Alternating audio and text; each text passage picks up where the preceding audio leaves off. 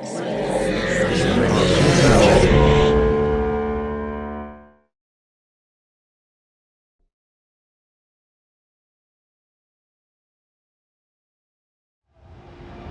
say they want to question the lawyer named Stephen Bingham in connection with a gun.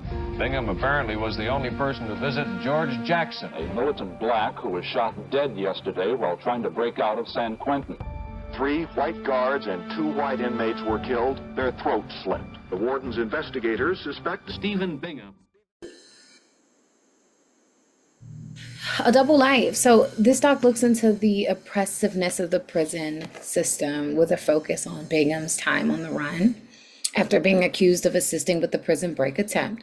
And so the doc comes at this from so many different angles. It highlights the lawyers who were assisting and trying to override the racism that existed within the system at this time, highlights some who were very influential at the time, like George Jackson and his writings that focused on the racism that existed within the prison system. He became a symbol for the oppression in the system and was able to bring black and white prisoners together because of it, and became like this international well-known figurehead, and how him and Bingham are related in terms of this prison break. It shows how knowledge can be used to change the world. I like how the trial process really showcases both sides and how these men were linked through this idea that this was all a conspiracy to cover up what was really happening in the prison system, and they were using Bingham as a scapegoat for this and a means to downplay, George's death. And so it was just a very, I was like seeing something from history and learning more about it and realizing, how little I do know, and gaining more information. I felt like this doc did a really great job of doing that.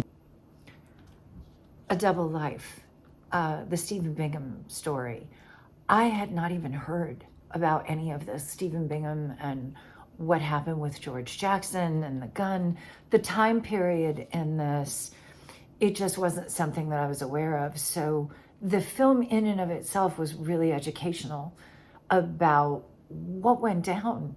And it was absolutely wild what happened to Stephen Bingham.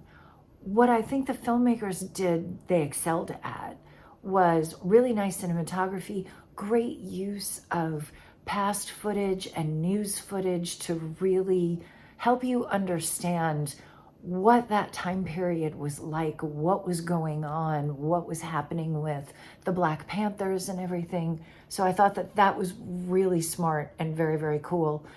Editor did a great job because it had a great pace to it. It constantly kept your attention, which was nice. The other thing, the interviews, really, really awesome. The interviews were great, getting a chance to talk to all of these people and find out what their experiences were. So yeah, nice cinematography on this. Great job. This film is called A Double Life. This was an eye-opening feature for me. I had no idea about this case, although it was a very important one. Stephen was such a brave, resilient person who fought for justice for others and for himself. I was so relieved to hear the final verdict. The film does an excellent job setting up the facts of the case over the years, with an amazing amount of archival footage of protests, prisons, and of Stephen, his family and friends, and many other lawyers. By the end of this detailed film, you feel like you really know him well. The film does a fabulous job showing the locations of Stephen's life, from his family home, to his travels to Europe, to the courtroom, to the media shots. Heartbreaking to hear about his daughter's death, who was also a force for good. The message of the film is inspiring. Stick with your ideals and dreams for justice against all odds. Well done, film.